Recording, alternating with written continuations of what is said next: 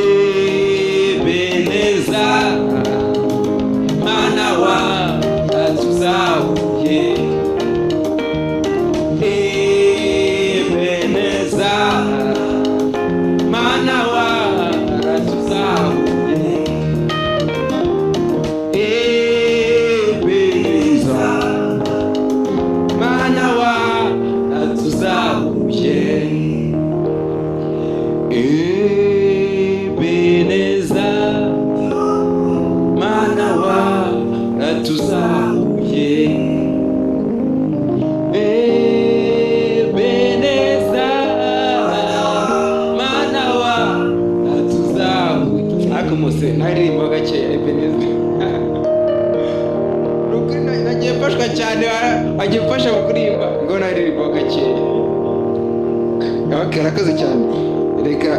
Reka mbaze ndirimbe none nta kibazo.